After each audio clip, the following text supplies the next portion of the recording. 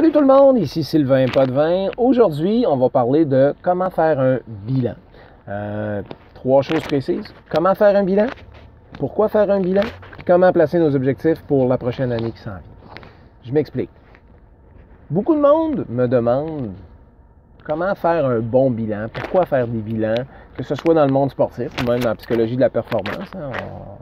On a des choses à faire. La raison est fort simple, c'est que ça nous permet de prendre une photo de ce qu'on a réalisé, qu'est-ce qu'on a fait de bien, qu'est-ce qu'on a fait qu'on pourrait faire mieux, qu'est-ce qui pourrait nous permettre de s'améliorer. Bref, toutes ces choses-là, vous le savez. OK? Ou si vous ne le savez pas, écrivez-moi en privé, ça va me faire plaisir de vous répondre. Maintenant, comment est-ce qu'on fait ça, un bilan? La plupart des gens vont me dire « Ah, la nouvelle année s'en vient, moi je veux être heureux, je veux être ci, je veux être ça », mais ils n'atteignent pas leur objectif. Voici ce que moi j'apporte. Je travaille de la façon suivante. Je me donne 5 éléments sur lesquels je me donne des axes de travail. Puis, à quelque part, je sais que ces 5 axes-là vont m'apporter éventuellement le bonheur.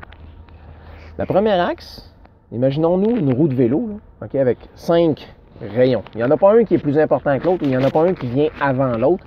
C'est juste quelque chose qui nous fait tourner pour nous faire avancer. On va parler de la famille, du travail, du développement personnel, du cercle d'amis et de notre relation de couple. Okay? Je vais vous exprimer mon bilan. Ça va vous donner une idée comment je le fais. Puis, il y en a qui vont peut-être être d'accord, il y en a qui ne seront peut-être pas d'accord. Vous avez tout droit à votre point de vue. Moi, je le fais pour 2 raisons. Pourquoi je le mets publiquement? La première, c'est pour inspirer des gens qui peuvent prendre la peine d'écouter ça. Puis si ça vous aide en 2018 à passer à une autre étape, bien, je vais avoir atteint mon autre objectif. Et la deuxième chose, moi-même, je dois faire un bilan, donc je le fais là.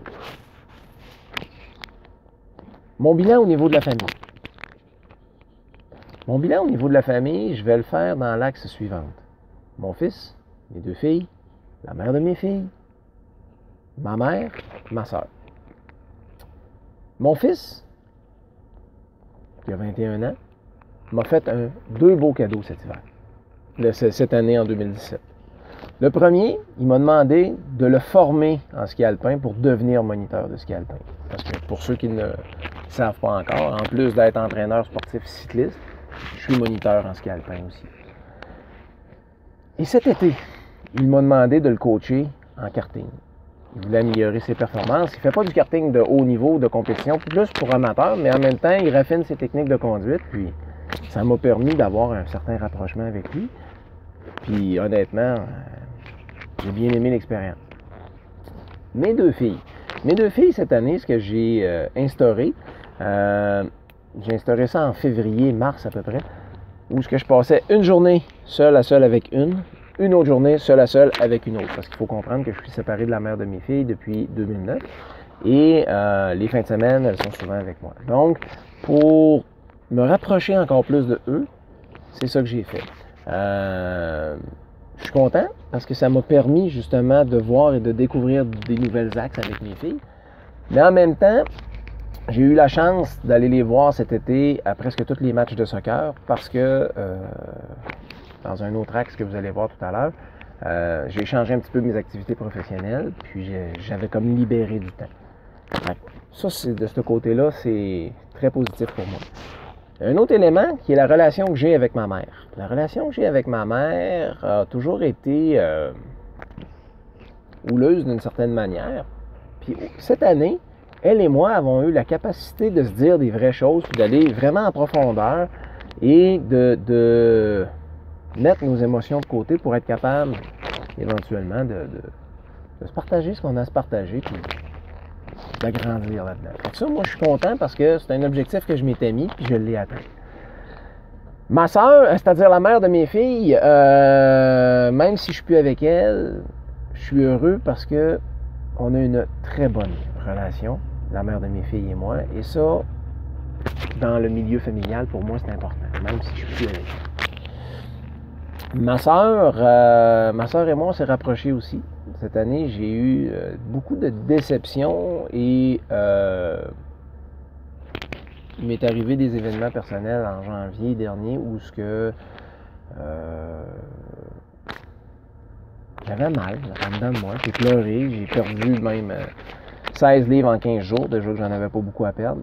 Et ma soeur, elle a été là. Et pour moi, c'est une petite chose à signaler. Axe du travail. Le travail, côté financier, ça n'a pas été ma meilleure année. Au contraire, j'ai malheureusement été obligé de faire une entente concordataire avec mes créanciers au mois de février. C'est pas une faillite. Oui, c'est une faillite indirecte. C'est une entente avec un syndic. Donc, ça commence avec une expérience, non pas un échec. J'ai dû fermer temporairement mes activités de l'école du vélo par manque de revenus. Puis en même temps, aujourd'hui, je sais pourquoi j'avais des manques. Puis je vais y revenir dans quelques instants. Mais ça m'a permis de justement dégager du temps pour aller voir mes filles jouer au soccer, ce que je n'avais jamais fait dans les 7 dernières années, les soirs de semaine. Parce que vous comprendrez que j'enseignais le vélo les soirs de semaine aux gens. Donc, le fait que j'ai eu un défi financier à relever m'a amené sur 2 axes. La première, il y en a qui le savent, il y en a qui ne le savent pas trop. J'ai travaillé le développement de mon entreprise Nivtop, où ce que j'enseigne la psychologie de la performance, la capacité de se fixer des buts, le contrôle des émotions, la concentration, les 5 phases d'un apprentissage et ce qui nous propulse vers l'avant, ce que je suis en train de vous parler là présentement. J'ai mis beaucoup de temps là-dessus, j'ai mis beaucoup d'énergie, j'ai appris beaucoup. Ça décolle tranquillement, mais pas encore assez pour me faire vivre, ce qui fait que vous me voyez dans cet nouvel environnement-là, parce que dans mes poches, moi j'ai la carte pour chauffer des camions lourds. Donc en pouvant chauffer des camions lourds, ça me permet 3 choses. 1, de faire des revenus. 2, de travailler Canada, États-Unis. Donc je travaille mon anglais, je m'entraîne à parler, je m'entraîne à écrire. Et troisièmement, c'est-à-dire, ça me permet d'être seul un peu dans le cockpit de travail et de réfléchir à beaucoup de choses justement sur mes conférences. D'ailleurs, j'ai écrit une conférence qui s'appelle Comment vivre avec son Hulk intérieur, parce que ça m'amène au 4e axe, c'est-à-dire on a parlé de la famille, on a parlé du travail. Le 3e, le développement personnel, excusez-moi. Pourquoi parler du syndrome de Hulk? Parce que moi, je porte la colère. Plusieurs personnes qui me connaissent vont dire « Sylvain, c'est un excellent coach, mais il a un maudit caractère. » Et c'est là-dessus que j'ai mis de l'emphase cette année. J'ai mis de l'emphase beaucoup là-dessus cette année. Ça m'a permis d'aller comprendre qu'est-ce qui a fait que mon école de vélo a connu un échec, a connu un début en 2010, une belle croissance, mais je n'ai pas été capable de la maintenir. En grande partie, c'est dû à mon caractère, c'est dû à mon attitude.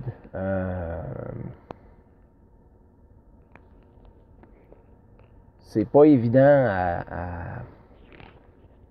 accepter en réalité, mais si je vous le dis aujourd'hui, c'est parce que j'ai la capacité de faire face à la musique et de dire oui, j'ai appris là-dedans. Non, j'ai pas été un expert. Ça n'enlève rien à mes qualités d'entraîneur, de formateur. Mon attitude était très discutable. Plusieurs personnes m'en parlaient, mais bon, cette année, c'est dans mon développement personnel, c'est là que j'ai été fouiller. Qu'est-ce qu'il y avait en dedans de moi qui faisait que je réagissais? Qu'est-ce qui faisait en dedans de moi que j'avais de la colère? Qu'est-ce qui faisait en dedans de moi que je réagissais des fois par rapport à certaines situations? Et ça, pour moi, cette année, ceux qui me connaissent, qui sont très proches de moi, savent que c'est là que j'ai mis beaucoup d'emphase. Puis si je prends les 5 rayons de mon bilan, je pense que c'est le rayon le plus... celui qui a pris la courbe la plus grande. Encore là, j'entends des gens dire « Ben oui, il est arrivé tel événement, tu t'améliores, mon œil. » Oui, je m'améliore parce que j'ai beaucoup plus conscience de plusieurs choses. Est-ce que je maîtrise? Non, je ne maîtrise pas tout. Et c'est pour ça qu'en conduisant un camion, je me suis permis d'être seul puis d'écrire une conférence qui se nomme Comment vivre avec le syndrome de Hulk. J'aimerais pouvoir vous la présenter éventuellement en 2018 si possible. J'y reviendrai un petit peu plus tard. Un autre axe, le 4e axe, comme je vous parlais tout à l'heure, sur lequel je vous invite à faire vos bilans, c'est votre cercle d'amis. Mon cercle d'amis a changé beaucoup en 2017. Des gens sont arrivés, des gens sont partis. Mais le fait de travailler sur mon développement personnel m'a amené sur ma route des gens qui m'ont fait rentrer encore plus en profondeur. Puis là-dessus, ben, je tiens à en remercier en particulier Robert Savoie, Centre du mieux-être Robert Savoie de Gatineau. Oui, c'est quelqu'un qui est un coach de vie, c'est un thérapeute qui m'a aidé, mais c'est devenu un ami également. Ensuite de cela, Paulo Pironnet, qui m'aide également à développer des choses et à travailler ma programmation neuro-linguistique, à accepter les choses qui ne fonctionnent pas, mais qu'est-ce que je peux faire de différent pour l'amener à un autre niveau? Parce que, en passant, tout comme je le dis à mes athlètes, il n'y a pas un champion du monde qui s'est rendu là seul. Et moi, j'ai essayé longtemps de performer seul. J'avais pas d'équipe autour de moi, j'avais pas de monde qui me travaillait ou qui m'aidait. Et là, j'en ai. Je nommerai pas toutes ces personnes-là, mais dans mon cercle d'amis, ça, c'est venu m'aider beaucoup. Cette année, j'ai pu voir vraiment aussi qui étaient mes vrais amis. Ça, c'est dans mon bilan. Qui m'amène à mon 5e élément que je vous parlais tout à l'heure, le couple. Bon, comme je l'ai dit tantôt, je suis séparé de la mère de mes filles depuis 2009. Depuis 2009, j'ai malheureusement pas eu la capacité de reconstruire mon couple.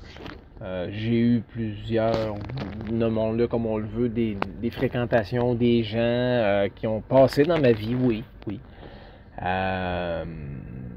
Mais sans qu'on soit capable de bâtir quelque chose sur le long terme. Ça me ramène à mon développement personnel. Quand je vous dis que c'est vraiment là que j'ai mis l'emphase. Oui, j'essayais d'être en couple parce que je voulais me faire aimer, je voulais me faire apprécier, je voulais. Mais moi, est-ce que je m'appréciais vraiment? Ça a été des questions. Puis à travers mon développement, ben, je me suis aperçu que moi, je portais la culpabilité. Je porte le jugement. Je porte la susceptibilité. Je porte la colère. Je porte des choses comme ça qu'on ne veut pas voir, qui sont dures à voir, qui sont pas évidentes. Puis je vous en parle publiquement, puis encore là, je m'expose à un paquet de jugements. Mais c'est ça, un bilan. Faut pas avoir peur de dire les vraies choses puis de mettre les vraies choses sur la table. Parce qu'en faisant ce bilan-là sur les 5 axes que je viens de vous donner, ben, je sais déjà d'emblée, en 2018, qu'est-ce que je vais avoir à travailler. Au niveau de ma famille, j'ai déjà en train de mettre en place certaines choses avec mon fils pour l'aider à devenir moniteur de ski alpin, pour l'aider à faire une meilleure carrière en karting. Je suis en train de mettre en place certains plans avec mes 2 autres filles qui sont un petit peu... C'est ça, pour moi, c'est un petit peu moins évident. Fait que c'est là où je vais avoir plus à mettre un axe là-dessus cette année. Parce que ce sont 2 personnes incroyables qui ont une grande importance également dans ma vie. Au niveau de mon travail, ben, comme vous le voyez, puis comme je l'ai mentionné, oui, je travaille présentement dans le camionnage, mais je continue de faire du développement. Je continue de travailler sur mes conférences, puis... Si jamais il y a des gens qui veulent discuter de certaines choses, je suis toujours ouvert, mais ça fait partie de mes objectifs. Donc, on a parlé de mes objectifs de famille, mes objectifs de travail, mon objectif en développement personnel.